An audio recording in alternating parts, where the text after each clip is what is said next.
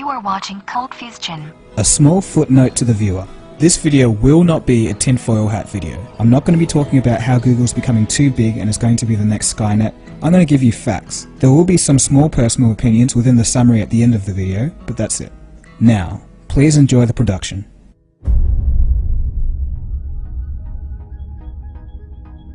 "1995. I was 5 years old and the public internet was only 3 years old. People didn't really know what the internet was or how to use it, or even if it was of any use to them. On one particular day in 1995, history would change forever. A 22-year-old Larry Page and a 21-year-old Sergey Brin meet for the first time at Stanford University. Larry and Sergey soon become good friends and begin collaborating on a search engine called Backrub. In 1995, there are about 13 search engines to choose from, and they were all terrible. They didn't give back anything remotely close to what you asked for. But Backrub was different. It had a secret formula. It was called PageRank, and you're looking at it now. This one formula was one of the reasons that Backrub performed so much better than the other search engines of the time. This was the key, the secret. This formula will indirectly be worth billions in the future. On September 15th, 1997, Backrub was changed to Google.com. And the rest, as they say, is history.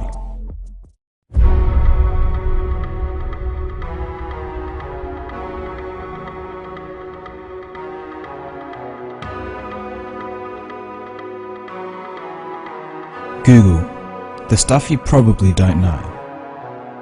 A lot of us just really see the surface of Google. We use their online services like Google Search, Gmail, YouTube, and Google Plus every day.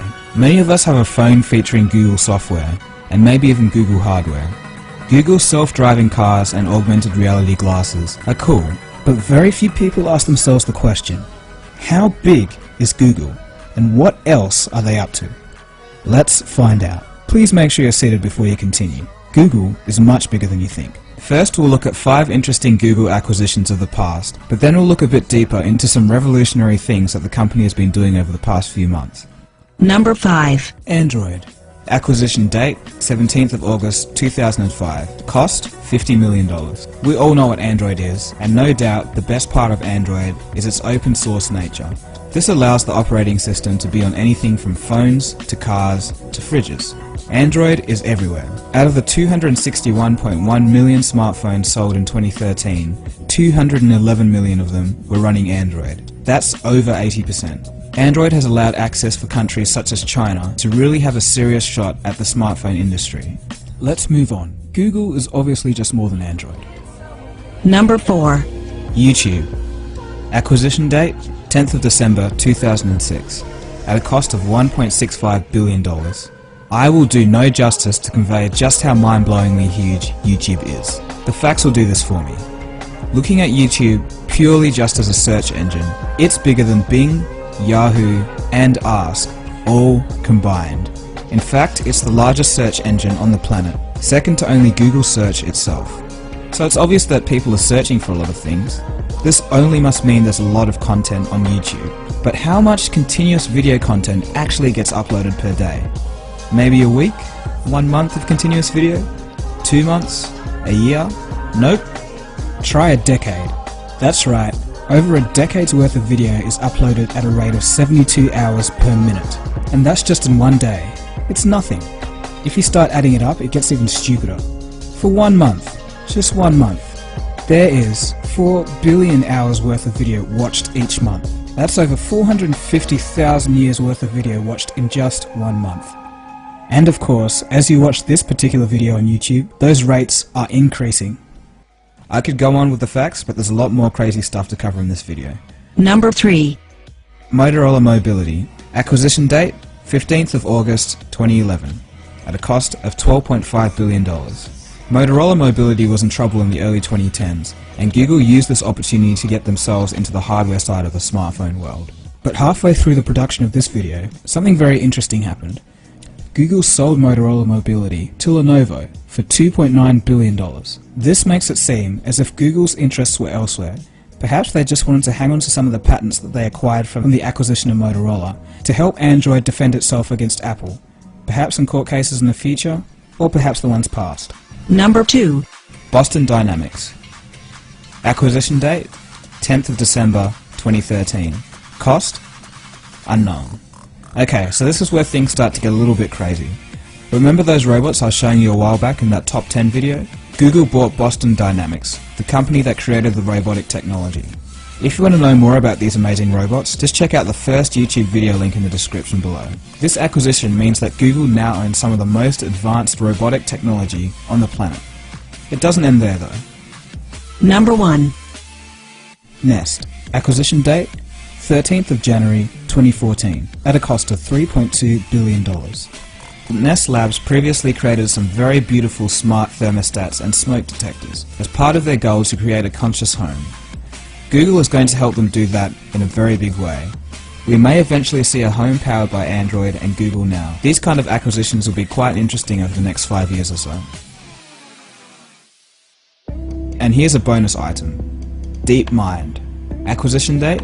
26th of January 2014. This was Google's first AI company acquisition. DeepMind can be described as a world-class, groundbreaking technology on the cutting edge of machine learning. They use systems neuroscience to build powerful and general-purpose learning algorithms. But let's get to the Google robot, because it seems like they have all the parts in place, so let's dissect a bit. Let's start with what would be the brain of the robot, and that is DeepMind. We don't actually know that much about this company, but we know that it was created by a child prodigy who liked chess and has gone on to create games, and we know that they have some patents in looking at images, their technology, and deciphering what's inside the images without humans saying what's actually in those images. And then let's... So critical thinking. Exactly, Yeah. critical thinking. As I said earlier, this video is not a tinfoil hat video, so the aim is not to scare people. So I'm going to tell you facts. According to official statements, the DeepMind technology is going to be used for Google image search, for now anyway. So that's a bit about what Google's been doing, but what about some of the more crazy out there stuff? Well, there's definitely some lesser known things going on at Google. Of course, I'm mainly talking about Google X. Google X is a semi-secret facility run by Sergey Brin and Astro Teller. Google X aims to, quote-unquote, improve technologies by a factor of 10, according to Astro Teller. He goes on to say, think of science fiction sounding solutions. In late 2013, Google went on a robotics company acquisition spree. Every day they purchased a new company that operated in fields such as humanoid robots, robotic arms, and computer vision. I guess we just have to wait for the announcement to see what they're really up to. Another very interesting project is Project Loon. Project Loon aims to provide internet service for the 4 billion people that don't yet have access. It aims to do this via balloons in the stratosphere. The balloons will float in the stratosphere about 20 miles or 32 kilometers above the Earth's surface. The balloons will create an aerial wireless network with 3G speeds. It's hoped that Project Loon will bring a low-cost way to get the rest of the world online. So as you've seen, some amazing advances in technology are happening right now. It's an exciting time to live. Anyway, we'll take a short break and then we'll be straight back after this. Every day, America Online is making it easier for people to live, work, and play. Yeah, downloading is easy too. You know, I can even send email on the internet. And welcome back. Let's get straight back into it. Recently, Google was part of a world-first event. Let's check out the news bulletin from CNN to see what it was. Google and NASA have teamed up to share one of the world's first commercial quantum computers. This machine, made by Canada's D-Wave, will be installed in a NASA research center in California. Yep, so as it turns out, Google is also in the quantum computing game. Now, we really don't have enough time to go into all the details of what it does and how it does it, but the bottom line is Google is involved in one of the world's first commercially available quantum computers. Now, performance-wise, it's not that great for a quantum computer. It's just a tiny bit faster than a regular computer at the moment. But of course, it's the very first version of a brand new sort of computing, so it's going to take some time to get there. But it's pretty cool. That chip you're staring at is an actual quantum computer. It's hoped that this computer could be used in the future to solve very complex optimization problems, one of which is global warming. But of course, one step at a time. The mysterious barges. In October 2013, 4 strange floating barges were found off the coast of Treasure Island, San Francisco, Rikers Wharf, Portland, and New London in Connecticut. Google refused to give any detailed statements about the use of the 4 250 feet long, 2,000 plus ton barges. The only explanation given for their existence was to, in quotes, to use the barge as an interactive space where people can learn about new technology. Some say it's just a storehouse or marketing area for Google Glass, but no one knows for sure. And now we'll end off the video with the most recent announcement. January 16th, 2014, Google announced their specialized contact lenses. These contact lenses will provide a glucose monitoring system for diabetics using a non-intrusive method. So, over the next decade, we may see home automation from a conscious house, advanced intelligent robotics, and the global expansion of internet coverage. But in 10 years, just how much will Google own? Their services may already account for almost 40% of all internet traffic. In one way, it's a bit unsettling to see a company have such a large and growing embrace over every aspect of the technological universe. But on the other hand, it only can be, and it has to be Google that advances the state of our world. There's no other company out there that has the resources and infrastructure to do the research and develop such amazing technologies and produce products at a reasonable price for the world. The only thing I ask of you, Google, is to just stay sincere. So you've just seen all the latest information about one of the largest, most dynamic and influential companies we're ever likely to see for a long time. So what do we take away from all of this? Well, you can look at it this way. The founders of Google, Larry Page and Sergey Brin, were just two regular guys. Two regular college dropouts to be exact. They saw a need for more accurate search, and they put their minds to it, and you've just seen the result. So the next time you feel like giving up on an idea, just think about that. Two very intelligent, but otherwise regular guys changed the world. So what do you have to lose? Alright, so I'm not a life coach, but it's still food for thought. So that was Google, and this is me.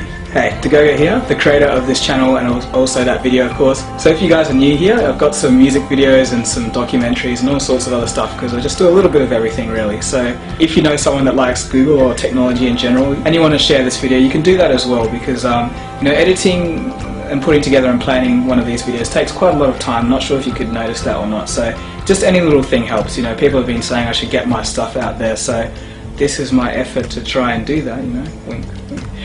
Yeah, that's all I really wanted to say. Alright, so I'll see you again for the next one, and enjoy your day. Cheers.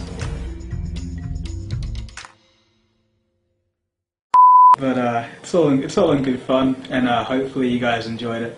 And I'll see you again soon for the next video. I don't know what I'm talking about.